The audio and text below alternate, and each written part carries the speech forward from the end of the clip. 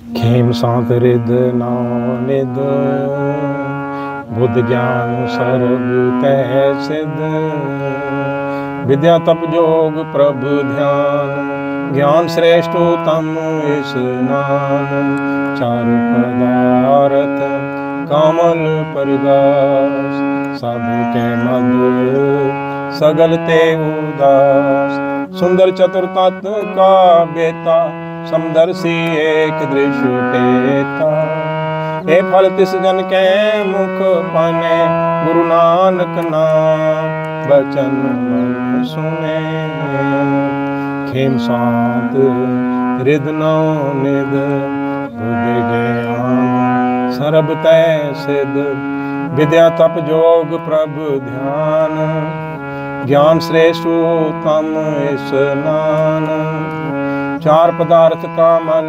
परगास सबके मद सगल ते उदास सुंदर चतुर तत्व का बेता समदर्शी एक दृश्य टेता हे फल तिस जन के मुख बने गुरु नानक नाम बचन मन सुने हे फल तिस जन के मुख बने गुरु नानक नाम बचन सुने। वाहिगुरु जी का खालसा वाहिगुरु जी की फतेह। गुरबाणी कीर्तन कथा के श्रृंखला में आपका स्वागत है। हरि जस गायन करते हुए हरि नाम गुण गायन करते हुए गुरु जी उपदेश करते हैं कि जो एक ओंकार प्रभु का नाम है ना, उसमें बहुत महिमा है।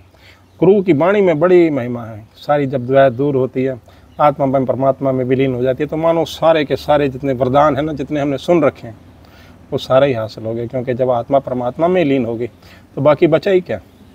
बाबा जी कहते हैं खेम शांत रिद नम निध, शांति का तो भंडार आ जाता है। रिद्धियाँ निधियाँ सारियाँ ही समझो आ गई। बुद्ध ज्ञान सर्व तय सिद्ध, सारी सिद्धियाँ आ गई हैं। अकल आ गई, ज्ञान आ गया, सारा कुछ ही प्राप्त हो गया। विद्या तप, विद्या का फल, तप का फल, योग का फल, मेडिटेशन प्रभु ध्यान जिसे कहते हैं उसका फल, ज्ञान भी उत्तम किस्म का हो जाता है। और स्नान भी सबसे उत्तम हो जाता है। स्नान करने के लिए तीर्थ में जाते हैं ना, लेकिन सबसे उत्तम स्नान वही होता है जब द्वैत तो सारी द्वैत की मैल चली गई, आत्मा परमात्मा के साथ एक हो जाती है। चार पदार्थ कमल प्रकाश सबके मल सगलते उदास। जो चार पदार्थ है ना, धर्म अर्थ काम मोक्ष, तो वो भी प्राप्त हो गए। रहा ही कुछ नहीं, क्योंकि प्रभु के बाहर तो कुछ है ही नहीं, सब कुछ तो प्रभु के भीतर है ना। जब आत्मा प्रभु में लीन होगी तो सब कुछ ही प्राप्त हो गया। सबके मद सगलते उदास। और ऐसा संन्यास होता है निराला संन्यास जिसे कहते हैं।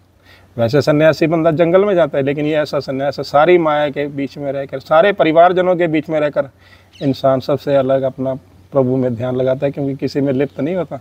जैसे हंस पानी के ऊपर चलता है, लेकिन पानी से थोड़ी भीगता। सबके मद सगलते उदास, तो सन्यास का सन्यास है, लेकिन सारी माया के बीच में भी बैठा हुआ। ऐसी भक्ति होती है। सुंदर चतुर तत्व का बेता समदर्शी एक दृश्य, और जो रूप पर सुंदरता भी आ जाती है। चतुराई जिसे कहते हैं ना, कि बंदा बोलता है तो बहुत ही चतुर्वाणी बोलता है। ये सारे फल होते हैं ना। तत्व का बेता, जो मूल है ना, जीवन का मूल जो प्रभु नाम है, तो उसका ज्ञाता हो जाता है इंसान। समदर्शी एक दृष्टा, सभी में जब एक ओंकार प्रभु को देखने लग जाता है। किसकी बख्शिश है। ए फल तिस जन के मुख पने गुरु नानक नाम वचन मन सुने। और ये सारे वरदान उसी को प्राप्त होते हैं जो गुरु के वचन सुनते हैं और उस पर उसकी पालना करते हैं। क्योंकि गुरु के वचन यही है कि हम सब सारी सृष्टि में एक ओंकार का नूर देखें। द्वैत तो हो ही ना, जो कुछ प्रभु का हुक्म उसे मीठा करके माने।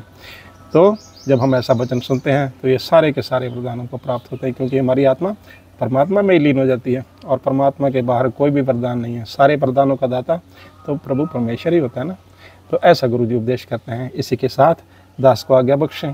हुई गलतियों के लिए दास क्षमा का प्रार्थी है। अरदास करें कि ये कीर्तन कथा की श्रृंखला आगे भी इसी तरह से चलती रहे। वाहिगुरु जी का खालसा वाहिगुरु जी की फतेह।